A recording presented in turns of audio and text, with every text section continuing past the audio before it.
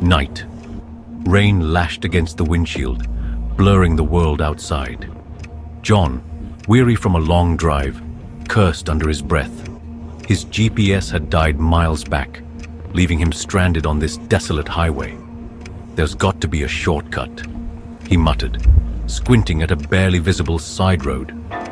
Ignoring a prickle of unease, he veered onto the path. The road narrowed, swallowed by encroaching trees. John drove slowly, the silence broken only by the rhythmic thud of the wipers. He strained his eyes, searching for any sign of life. Then, through the downpour, a sign emerged. "Welcome to Silent Hollow," it proclaimed in faded paint. A town meant help, a way out of this storm. He drove past the welcome sign, heart sinking. The town was eerily deserted. Empty houses stood like watchful sentinels. The streetlights were ancient, rusted things. A shiver ran down John's spine. There was something profoundly wrong with this place. John continued deeper into the town, each turn revealing more unsettling stillness. The rain had eased to a drizzle, but a thick fog was rolling in, shrouding everything in an ethereal mist. He passed a dilapidated gas station, its pumps rusted and overgrown with vines.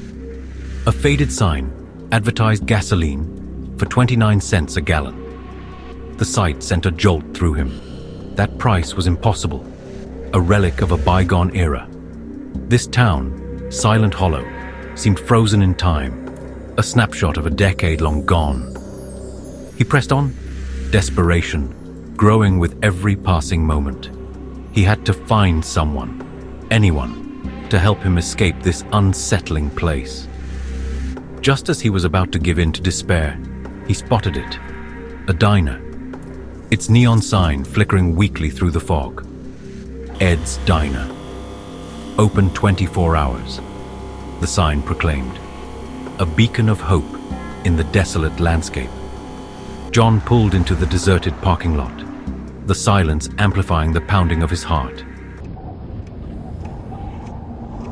He pushed open the diner door, a wave of stale air washing over him. The diner was frozen in time, seemingly untouched for decades.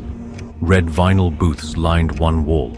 A jukebox stood silent in the corner, and a long counter stretched the length of the room. Dust covered everything, lending the place a ghostly pallor. John approached the counter, running a hand over its cracked surface.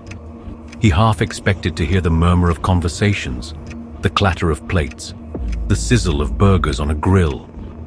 But there was nothing, just an unnerving silence that seemed to amplify the strangeness of his surroundings. A sudden noise made him jump, a hissing sound, like air escaping a tire. He spun around, heart pounding, but saw nothing. The noise seemed to have come from the back of the diner, concealed by shadows and the faint glow of the neon sign, reflecting off the rain-slicked street outside. John cautiously made his way towards the sound. He found a door slightly ajar, leading to what looked like a storage room. A single, bare bulb cast long, eerie shadows on the dusty boxes and furniture piled haphazardly within. The hissing had stopped, replaced by an unsettling silence that seemed to press in on him. He took a step back, a sense of dread creeping up his spine. This place felt wrong, tainted with an unseen menace. He turned to leave, but a sudden, shrill ring pierced the silence, making him jump. It was coming from the storage room, a sound he recognized with a jolt, a phone ringing. Heart pounding, John cautiously stepped back into the room. The ringing was louder now, echoing off the walls. He followed the sound, pushing past cobweb-laden boxes, until he found the source. A rusty payphone, hanging precariously from the wall, its cord frayed and dangling. John stared at the ringing phone, his mind rebelling against the absurdity of it. Who would be calling this abandoned place? Curiosity warred with fear, and with a shaking hand, he picked up the receiver. "Hello?" he croaked, his voice echoing in the silence. A voice answered raspy and low, sending chills down his spine. "Get out," the voice whispered, the words thick with urgency. "Get out, before the streetlights come on." The line went dead, leaving John in stunned silence. He stared at the phone in his hand, his mind struggling to process what he had just heard. He was about to dismiss it as a cruel prank when he noticed something out the window. The streetlights. They were flickering to life, casting an eerie, orange glow on the deserted street outside. Panic surged through him. The voice on the phone, the warning, the sudden illumination of the streetlights. It all pointed to a danger he didn't understand. John slammed the receiver down and ran.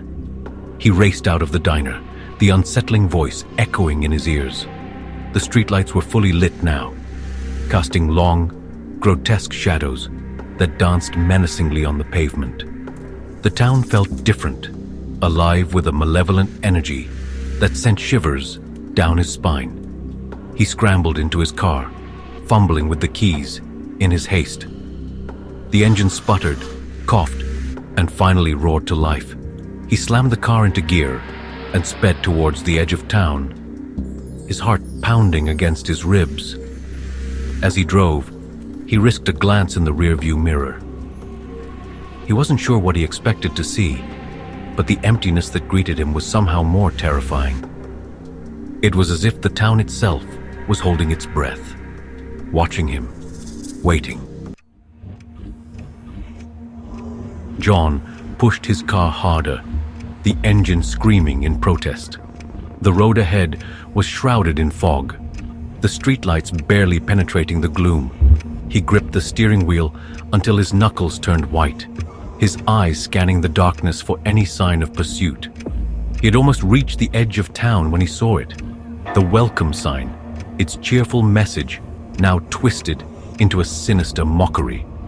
He braced himself, foot heavy on the accelerator, as he sped past the sign. And then, just as suddenly as they had come on, the streetlights went out. The town was plunged into darkness once more, the silence deafening in the wake of the vanished light. John didn't slow down. He kept driving, his heart still pounding in his chest. The image of the empty town seared into his memory.